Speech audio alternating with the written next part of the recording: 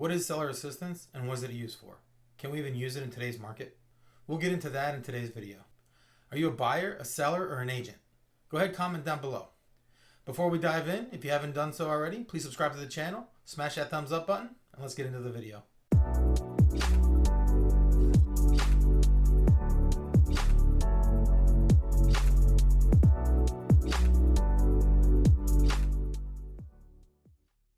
What is seller assistance? Seller assistance, also known as seller concessions, is when a seller credits the buyer an amount of money at closing to help pay for the buyer's closing costs. The seller credit can also reduce the buyer's interest rate, pay escrow and title fees, property tax, and other fees associated with purchasing a home. Where does the money come from? The money comes from the seller's proceeds at closing. The seller is agreeing to give the buyer portions of their profit to help pay for their closing costs. Many buyers know that there's a down payment when you have to purchase a home, but a lot of buyers don't realize that the closing costs that are also required can be pretty substantial.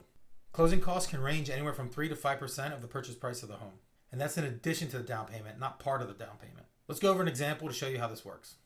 Let's say you find a home that's listed at $250,000. Let's assume for this example you're doing a 10% down conventional loan. To close on this home, you'll need a $25,000 down payment. You'll also need an additional $10,000 to cover closing costs for a total of $35,000 to close on the house. Depending on the loan that you're getting, there's a limit on how much seller assistance you can receive. For this loan, let's assume that we can get 3% seller assistance.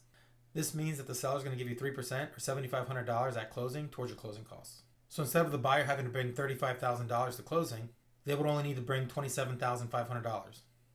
What does this look like on the seller's side? If they agree on the $250,000 purchase price with 3% seller assistance, then their net price for the property would be $242,500 minus any fees that they're responsible for. Can you ask for seller assistance in today's market? You can, but will the sellers accept it? If you're a buyer and you need seller assistance to purchase a home, you'll need to take into account the seller's net price on the purchase.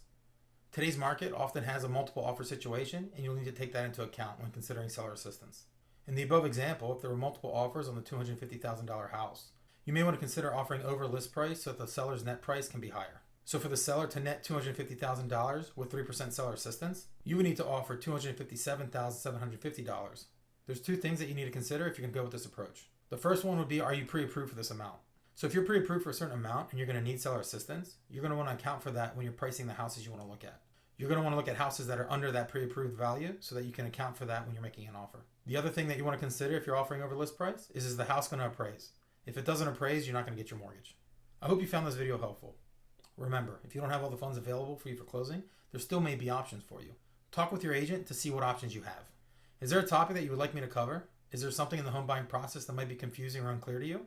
Go ahead, comment down below, and I'll make it a topic for a future video. And if you haven't done so already, subscribe to the channel, give this video a thumbs up, and I'll see you in the next video.